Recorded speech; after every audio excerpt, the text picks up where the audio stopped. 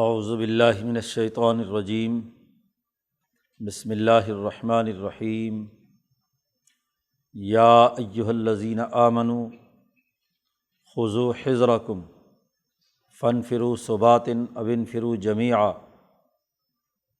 وإن منکم لمن لیبطئن فإن أصابتکم مصیبۃ قال قد انعم اللہ علی اذ لم اکن معہم شہیدا وَلَئِنْ أَصَابَكُمْ فَضْلٌ مِّنَ اللَّهِ لَيَقُولَنَّ كَأَن لَّمْ تَكُن بَيْنَكُمْ وَبَيْنَهُ مَوَدَّةٌ يَا لَيْتَنِي كُنتُ مَعَهُمْ فَأَفُوزَ فَوْزًا عَظِيمًا فَلْيُقَاتِلْ فِي سَبِيلِ اللَّهِ الَّذِينَ يَشْرُونَ الْحَيَاةَ الدُّنْيَا بِالْآخِرَةِ وَمَن يُقَاتِلْ فِي سَبِيلِ اللَّهِ فَيُقْتَلْ أَوْ يَغْلِبْ فَسَوْفَ نُؤْتِيهِ أَجْرًا عَظِيمًا وَمَا لَكُمْ لَا تُقَاتِلُونَ فِي سَبِيلِ اللَّهِ وَالْمُسْتَضْعَفِينَ مِنَ الرِّجَالِ وَالنِّسَاءِ وَالْوِلْدَانِ الَّذِينَ يَقُولُونَ رَبَّنَا أَخْرِجْنَا مِنْ هَٰذِهِ الْقَرْيَةِ الظَّالِمِ أَهْلُهَا وَاجْعَل لَّنَا مِن لَّدُنكَ وَلِيًّا وَاجْعَل لَّنَا مِن لَّدُنكَ نَصِيرًا الَّذِينَ آمَنُوا يُقَاتِلُونَ فِي سَبِيلِ اللَّهِ وَالَّذِينَ كَفَرُوا يُقَاتِلُونَ فِي سَبِيلِ الطَّاغُوتِ فَقَاتِلُوا أَوْلِيَاءَ الشَّيْطَانِ إِنَّ كَيْدَ الشَّيْطَانِ كَانَ ضَعِيفًا صدق اللہ العظیم۔ گزشتہ رکوع میں یہ بات واضح کی گئی تھی کہ سچے لوگ وہ ہیں جو ثابت قدمی کے ساتھ ان تمام اعمال و افعال کو کرتے جو اللہ اور اس کے رسول نے بیان کیے ہیں، اور جو ان کی اطاعت کرے گا اس کا حشر انبیاء، صدیقین، شہداء اور صالحین کے ساتھ ہوگا۔ انبیاء اور صدیقین کے کیا کام ہیں؟ ان میں ان کا سب سے نمایاں ترین کام طاغوت کے خلاف جد و جہد اور کوشش ہے۔ طاغوت کا تذکرہ پچھلے رکوع میں آ چکا تھا، جس میں بتلایا گیا ہے کہ کافر لوگ طاغوت کی اتباع کرتے ہیں، ان سے جا کر فیصلے کرواتے ہیں۔ یریدون ان یتحاکموا الی الطاغوت، کل جو تفصیلی واقعہ اس کے ضمن میں پورا رکوع جو نازل ہوا اس کا تذکرہ آیا تھا، وہ طاغوت کی طرف جاتے ہیں۔ طاغوت سے فیصلے کروانے کے بجائے طاغوت کے مقابلے میں تو جہاد کی ضرورت ہے، اس کے تو نظام کو توڑنے کے لیے تم پر فرائض اور ذمہ داریاں عائد کی گئی ہیں۔ اس لیے پیچھے یہ بات بھی بیان کی گئی تھی کہ اگر ان پر ہم یہ فرض اور لازمی کر دیتے وَلَوْ أَنَّا كَتَبْنَا عَلَيْهِمْ أَنِ اقْتُلُوا أَنفُسَكُمْ، کہ اپنے آپ کو قتل کرو، موت کی طرف جاؤ اور ان دشمنوں کا مقابلہ کرو، تو ان میں کی اکثریت یہ کام نہیں کرے گی، الا قلیل منہم، تھوڑے سے لوگ، اور جو یہ لوگ کریں گے دشمن کے مقابلے میں، طاغوت کے مقابلے میں، تو انبیاء کی معیت میں ہوں گے۔ یہاں واضح اور دو ٹوک حکم دے دیا گیا اس رکوع میں کہ یہ جو آپس کی تعلقات تمہارے ہیں یہودیوں اور عیسائیوں سے، ادھر سے بھی وہاں بھی تعلقات رکھتے ہیں منافقوں سے، اور ادھر مسلمانوں سے بھی، اس کو چھوڑ دو۔ یا ایھا الذین آمنوا، اے ایمان والو، اپنے ہتھیار اٹھا لو۔ خذ، پکڑنا، حذرکم، اپنے ہتھیار۔ ہر وہ چیز جو تمہارے تحفظ کے لیے ہے، تمہاری سوسائٹی کی بقا کے لیے ہے، جس کے ذریعے سے تم دشمن کا مقابلہ کرتے ہو، تو خذوا حذرکم، اپنے ہتھیار اٹھا لو اور نکلو۔ فانفروا، نکلو، اکیلے اکیلے اور ثابت قدمی کے ساتھ، پوری فوج بن کر۔ ثبات، ثابت قدمی تبھی ہوگی کہ جب پوری اجتماعیت ہو، یعنی ڈسپلن کے تحت جس پلٹن کو جہاں جانے کا حکم دیا جائے اس کے مطابق۔ او انفروا جمیعا، یا پوری کی پوری فوج کو ایک ہی وقت میں حرکت کرنے کا حکم دیا گیا ہے تو اس کے مطابق نکلو۔ اب یہ سستی کوتاہی اور طاغوت کے مقابلے میں گھروں میں بیٹھ رہنا نہیں ہے، نہ ان سے جا کر فیصلے کروانے ہیں۔ جس سامراجی طاغوتی قوت نے تمہارے ملک پر قبضہ کیا ہوا ہے، تمہارے ملک کے اندر انتشار پیدا کر رہی ہے، جو سوسائٹی میں افتراق و انتشار کا باعث ہے، اپنے ہتھیار لے لو اور نکلو۔ فانفروا ثبات او انفروا جمیعا، اس لیے جہاد کی کتاب السیر کی اصطلاح ہے نفیر، نفیر خاص ہو یا نفیر عام۔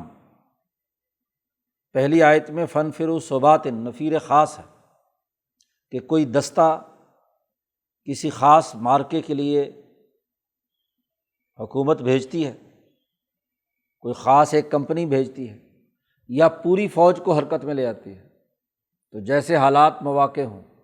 نفیر عام وہ جب تب ہوتا ہے کہ جب دشمن پر یک بارگی حملہ کرنا ہے یا دشمن آپ پر حملہ آور ہو گیا، تو اس وقت اس سوسائٹی کے تمام مرد جو لڑنے کے قابل ہیں، خواہ وہ فوج میں باقاعدہ ہیں یا نہیں، ان تمام کو اپنی فوجی خدمات پیش کرنی ہے، کوئی اس سے پیچھے نہیں رہے گا۔ نفیر عام کا جب اعلان ہو گیا، اعلان جنگ کا طبل بج گیا، اب کوئی آدمی بھی جو لڑائی لڑنے کی اہلیت اور صلاحیت رکھتا ہے وہ اپنی خدمات اپنے سپہ سالار کو پیش کرے، جہاں اس کی ذمہ داری لگا دے۔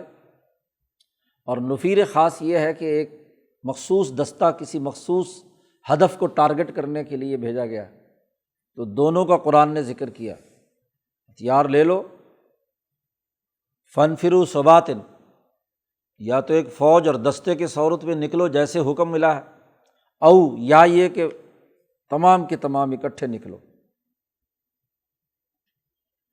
قرآن کہتا ہے کہ اب اس سے چھانٹی ہو جائے گی۔ ہوا یہ تھا کہ مدینے میں حضور صلی اللہ علیہ وسلم آئے تو ہر طرح کے لوگ کہ جی حکومت قائم ہو گئی ہے، حضور سربراہ ہیں، تو جب کسی بھی پارٹی کی حکومت قائم ہو جائے تو ہر طرح کے لوگ شامل ہو جاتے ہیں۔ انہوں نے کہا چلو جی مزے اڑائیں گے، حکومت میں شامل ہو کر حکمران پارٹی کا حصہ بن کے، تو بہت سے لوگ مسلمان ہو گئے۔ ان کا مقصد اسلام کی حقیقت قبول کرنا نہیں تھا، ان کا مقصد تو حکومت سے مفادات اٹھانا تھا۔ اب ان کی چھانٹی کرنا ضروری تھا، تبھی تو ان میں سے وہ آدمی ہے کہ بظاہر مسلمان بھی ہے اور فیصلہ کعب بن اشرف سے کرانے کے لیے جاتا ہے، جس کی تفصیلات گزشتہ رکوع میں گزری۔ تو اب یہاں اس جہاد اور قتال کے حکم سے چھانٹی ہوگی۔ جیسے ہی یہ اعلان ہوا کہ ہتھیار لو اور طاغوت کے مقابلے میں نکلو، تو بہت سارے ایسے جو صرف تماشا دیکھنے آئے تھے یا کھانے پینے کے لیے آئے تھے، انہوں نے کہا یہ کیا، یہ تو عجیب حکم آ گیا۔ آگے اس کی تفصیلات مزید آ رہی ہیں۔ تو یہ حکم جو ہے یہ کیسا، ہم تو آئے تھے حکومت کرنے کے لیے، یہاں تو ہمیں جان کے لالے پڑ گئے۔ تو اس لیے بہت سارے تو وہیں فارغ ہو گئے منافقین، پتہ چل گیا۔ تو جہاد اور لڑائی کے موقع پہ ہی پتہ چلتا ہے کہ کون مخلص ہے ملک اور قوم کے لیے، اور کون غداری کا ارتکاب کر رہا ہے یا سستی اور کوتاہی کر رہا ہے۔ قرآن نے اس کا نقشہ بھی آگے کھینچ دیا۔ وَإِنَّ مِنْكُمْ، تم میں سے کچھ ایسے لوگ بھی ہیں، لَمَن لَّيُبَطِّئَنَّ،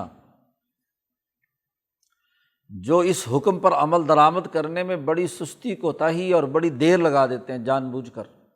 وہ صورتحال دیکھتے ہیں، چلاک لوگ جو ہیں خاص طور پر نفاق کے مرض میں مبتلا، کہ پانسا کدھر پلٹتا ہے۔ ہاں جی، مسلمانوں کا غلبہ ہوتا ہے تو مفاد اٹھانے کے لیے تھوڑا سا آخر میں چلے جائیں گے، لیبطئن، پیچھے رہ جائے، دیر کرتے ہیں جان بوجھ کر، سستی کوتاہی، بتی سست، جان بوجھ کر پیچھے رہتے ہیں، دیر لگاتے ہیں۔ ان منکم، بے شک تم میں سے ایسے لوگ ہیں، لمن لیبطئن، دیر لگا دیتے ہیں۔ فإن اصابتکم مصیبۃ، جب دشمن کے مقابلے میں اگر تم جاؤ تو وہ تو پیچھے دیکھ کر آہستہ آہستہ، بس ابھی ہم آتے ہیں، ابھی آتے ہیں، اس طرح کر کے جب میدان جنگ میں تمہیں کوئی تکلیف پہنچے، جیسے غزوہ احد کے موقع پر ہوا تو قال، تو ان میں جو یہ مفاد پرست ہے وہ آدمی جو پیچھے رہ گیا، کہتا قد انعم اللہ علیہ، اللہ نے بڑا ہی مجھ پر انعام کیا کہ اذ لم اکم معہم شہیدا، کہ میں ان کے ساتھ شریک نہیں تھا، ورنہ میرا بھی کیا ہے، مجھے بھی تکلیف پہنچتی۔ تو پیچھے دیکھتے رہتے ہیں، اگر تو انہیں یہ محسوس ہوتا ہے کہ لڑائی اور تکلیف ہو رہی ہے، تو پھر عبداللہ ابن ابی نے یہی بات کہی غزوہ احد کے موقع پہ کہ میرے پر اللہ نے دیکھو کتنا فضل کیا کہ میں ان کی لڑائی میں شریک نہیں ہوا، ورنہ میں بھی مارا جاتا۔ تو ایسے لوگ بھی ہیں۔ تو اب وہاں سب صحابہ کو پتہ چل گیا نا کہ عین لڑائی کے موقع پہ کون 300 آدمیوں کو لے کر پیچھے ہٹ گیا، منافقین۔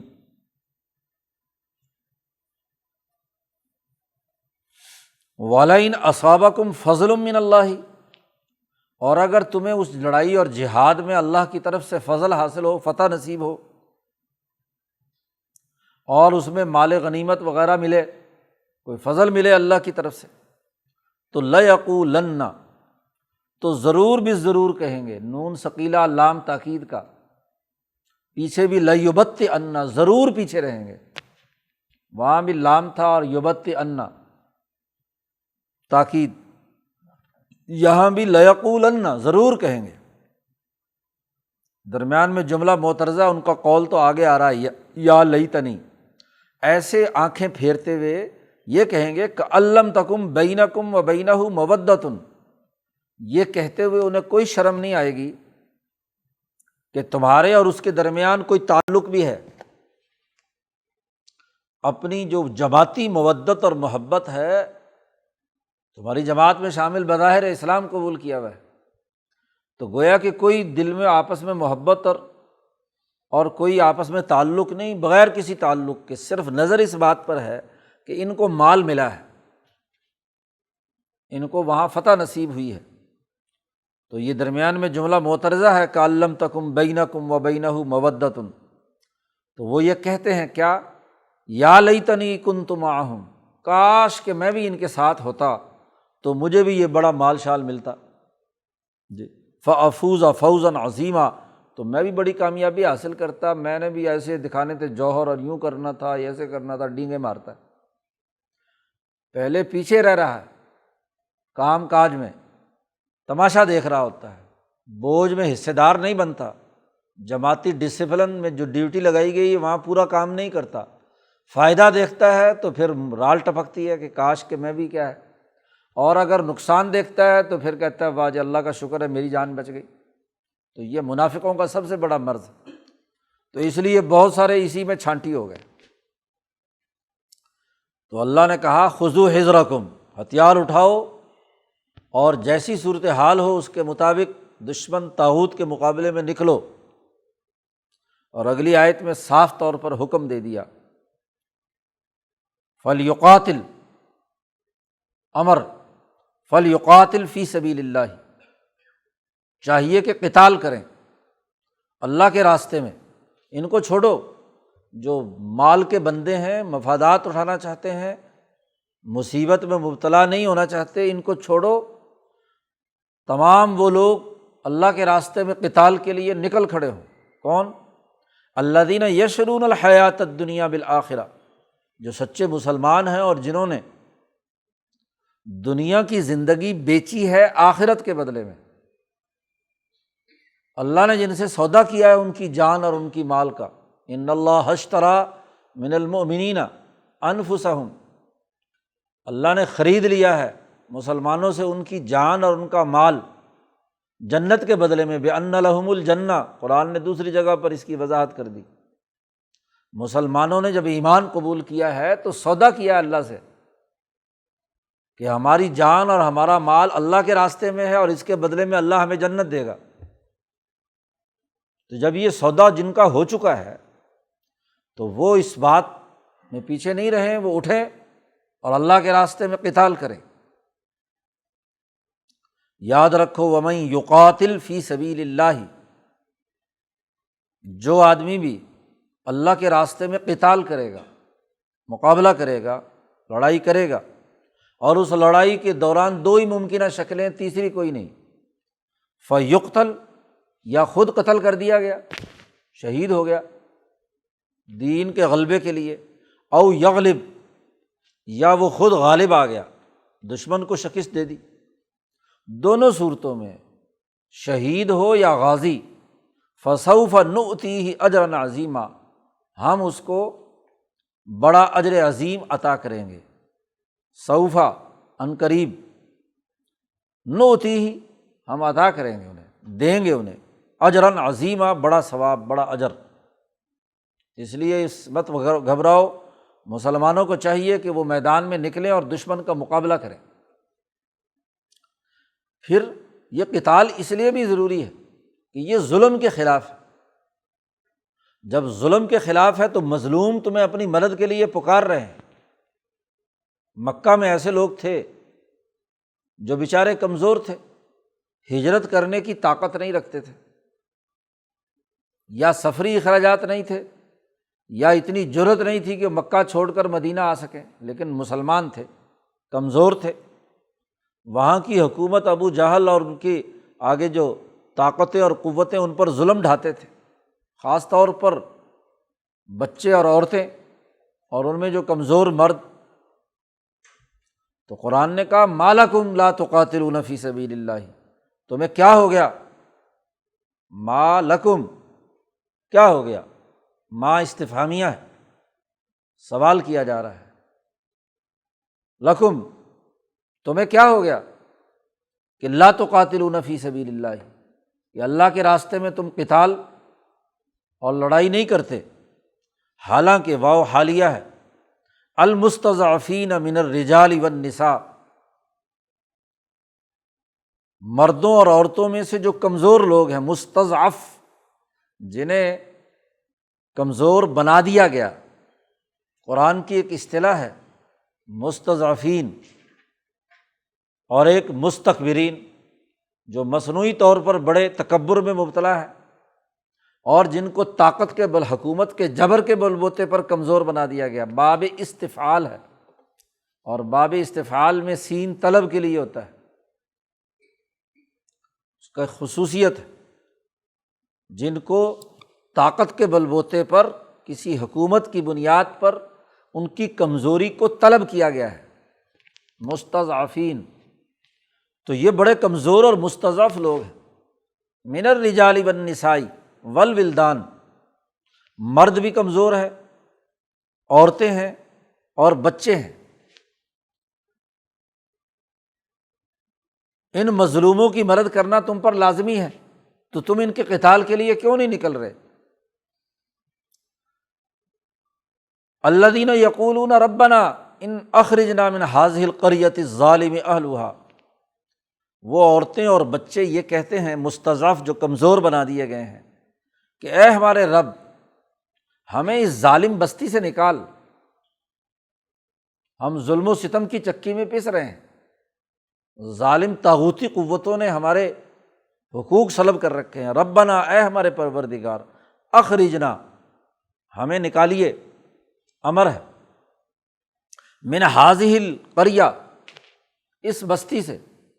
کون سی بستی؟ الظالم اہلھا، موصوف صفت، الظالم اہلھا، جس کے رہنے والے کیا ہیں؟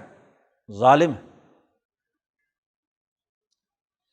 وَاجْعَل لَّنَا مِن لَّدُنْكَ وَلِيًّا، اپنی طرف سے ہمارے لیے کوئی ولی، ہماری حفاظت کرنے والا، ہمارا کوئی سرپرست بنا دے۔ وہ اللہ سے دعا مانگ رہے ہیں، کمزور لوگ، مرد اور عورتیں، مظلوم، وہ اللہ سے دعا مانگ رہے ہیں کہ ہمارا کوئی حمایتی بھیج، کہ ہمیں اس ظلم سے نجات دلائے۔ اور وَاجْعَل لَّنَا مِن لَّدُنْكَ نَصِيرًا، اور وہ بھی اللہ سے یہ بھی دعا مانگ رہے ہیں کہ اللہ کی طرف سے، اپنی طرف سے کوئی ہمارا مدد کرنے والا بھیج، نصیر بھیج، جو ہماری مدد کرے، ہمیں اس ظلم سے نجات دلائے۔ تو منظرنامہ یہ ہے، یہ سارا حال ہے، والمستضعفین، واو حال سے، حالیہ سے، حال یہ ہے کہ ایک بستی کے اندر مظلوم کمزور لوگ ہیں، اللہ سے دعا مانگ رہے ہیں کہ اس ظالم بستی سے ہمیں نجات دے، اور ہمیں ہمارا کوئی ولی، سرپرست، کوئی ہمارے حقوق کا تحفظ کرنے والا، ہاں جی، وہ ہمیں عطا فرما، کوئی مددگار دے۔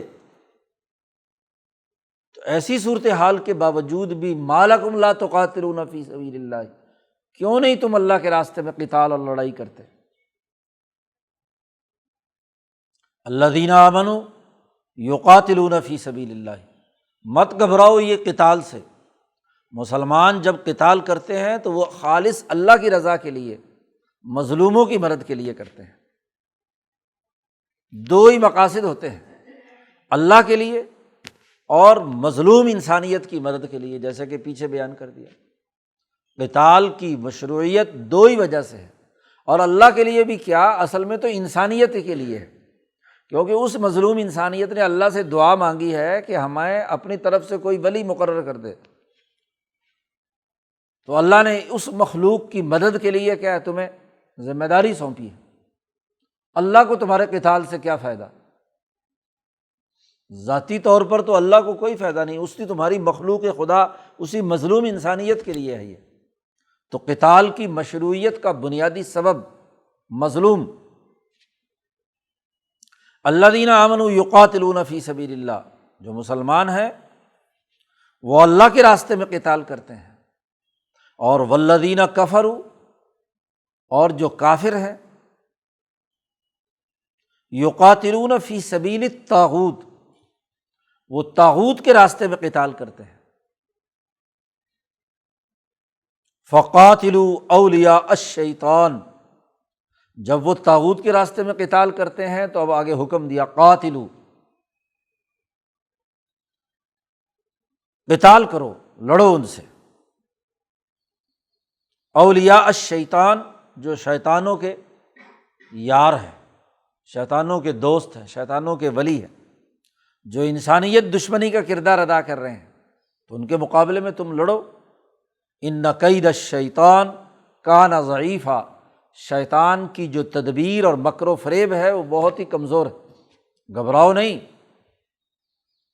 تم طاقت اور قوت اور دلیری کے ساتھ ان کا مقابلہ کرو گے تو ضرور کیا ہے، تمہیں ان کے مقابلے میں جدوجہد اور کوشش میں تمہیں کامیابی نصیب ہوگی، ان کی طاقت اور قوت ٹوٹ جائے گی۔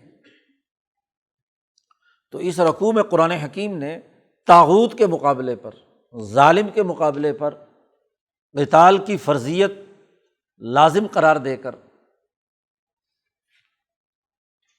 امتحان لے لیا کہ کون ہے جو فی سبیل اللہ لڑنے کے لیے میدان میں ہے، اور کون ہے جو فی سبیل الطاغوت کام کر رہا ہے۔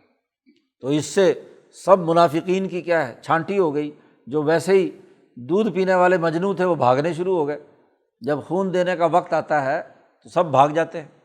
تو اس سے ان کا امتحان لے کر اپنی جماعت کو سچائی کے ساتھ مکمل کر دیا۔ اب جہاد اور قتال کے لیے لازمی ہے کمزوروں کا ہونا، مستضعفین من الرجال والنساء والولدان۔ اب اس کی تشریح اپنی طرف سے کریں۔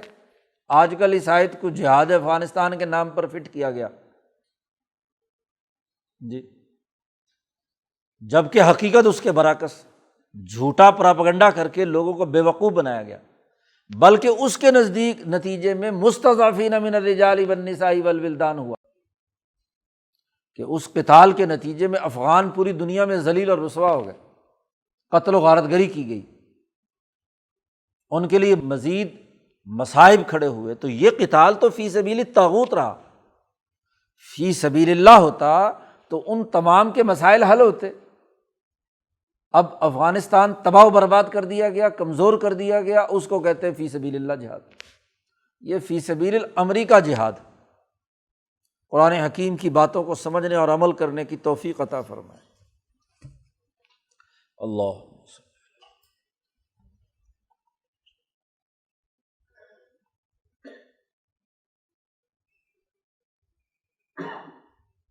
اجمعین۔